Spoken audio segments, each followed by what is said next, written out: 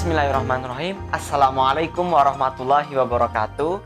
Bersama saya Ihwan Rotama Bella Indria Sandi dengan NIM 193101448 kelas A. Pada kesempatan kali ini saya ingin mengajak teman-teman untuk belajar bersama pada mata kuliah Madkhal ila Manahij Bahs al-Ilmi mengenai kajian teoritis. Apa yang dimaksud dengan kajian teoritis? Apa hubungan kajian teoritis dalam karya tulis ilmiah? Apa tujuan dan isi kajian teori? Dari mana mendapatkan kajian teori? Bagaimana langkah penyusunan kajian teori? Penasaran? Mari kita simak pembahasan kita setelah ini. Apa yang dimaksud dengan kajian teoritis? Kajian teoritis adalah ilmu yang mengajarkan tentang teori-teori, pendapat yang didasarkan pada penelitian dan penemuan. Nah, kajian teoritis merupakan kajian teori yang digunakan sebagai dasar dalam memecahkan masalah penelitian, baik diperoleh melalui kajian literatur maupun penelitian-penelitian sebelumnya. Lantas, apa hubungan kajian teoritis dalam karya tulis ilmiah?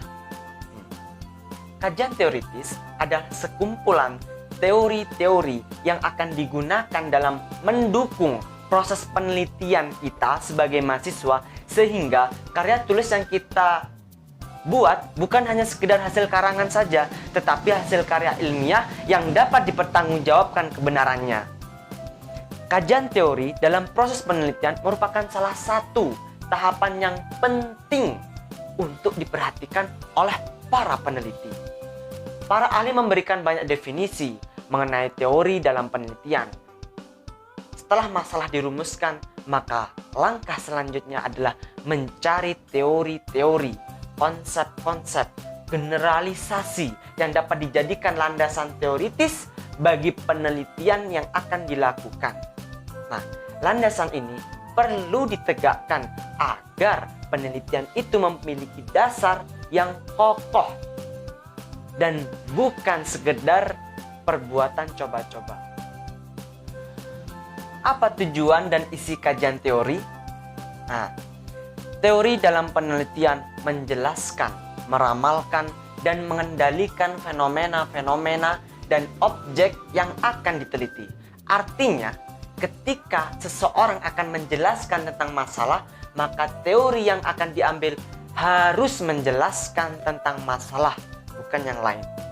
Nah, peran kajian pustaka atau kajian teori sebelum penelitian sangat penting, sebab melalui kegiatan ini hubungan antara masalah penelitian dan teori yang relevan menjadi lebih jelas.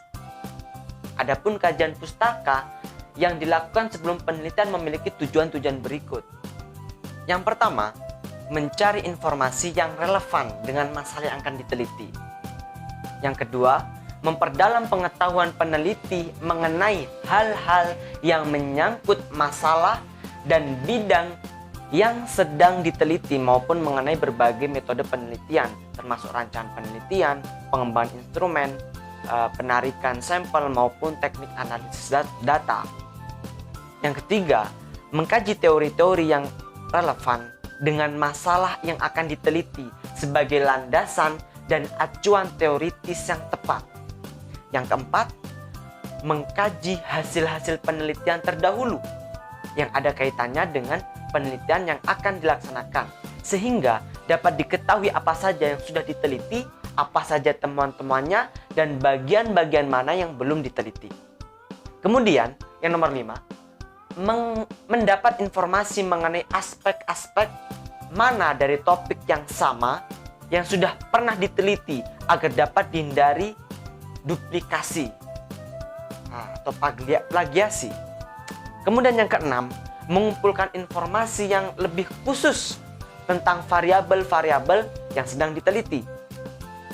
Kemudian nomor 7, memanfaatkan informasi yang ada kaitannya dengan teori-teori yang sesuai sebagai landasan penelitian yang sedang dilakukan. Dan yang terakhir, mengumpulkan dan memanfaatkan informasi-informasi yang berkaitan dengan metodologi penelitian agar dapat menemukan atau menyusun instrumen pengumpulan data yang tepat maupun teknik analisis data yang sesuai. Dari mana mendapatkan sumber kajian teori?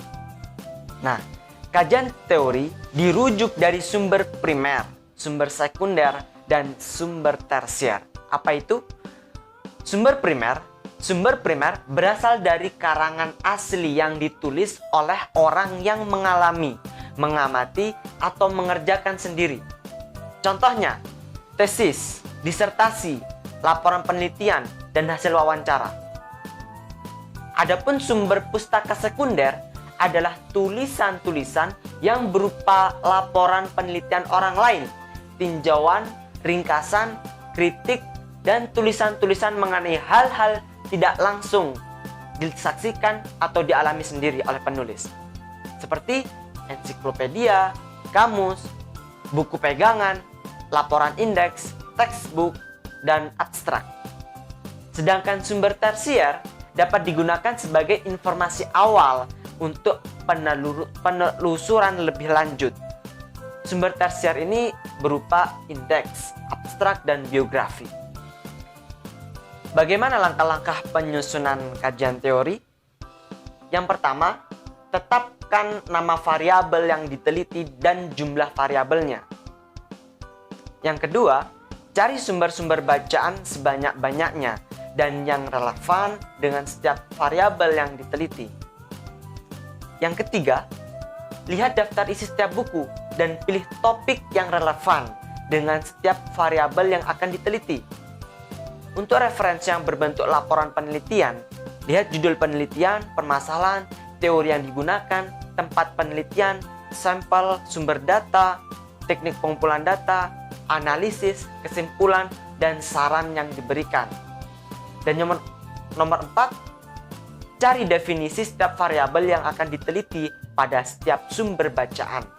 Bandingkan antara satu sumber dengan sumber yang lain dan pilih definisi yang sesuai dengan penelitian yang akan dilakukan. Yang nomor 5, baca seluruh isi topik buku yang sesuai dengan variabel yang akan diteliti. Lakukan analisa, renungkan, dan buatlah rumusan-rumusan bahasa sendiri tentang isi setiap sumber data yang dibaca.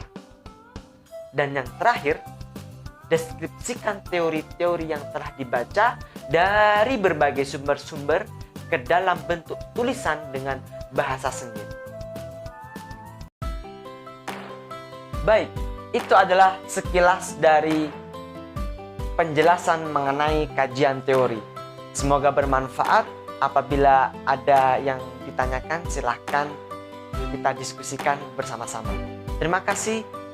Wassalamualaikum warahmatullahi wabarakatuh.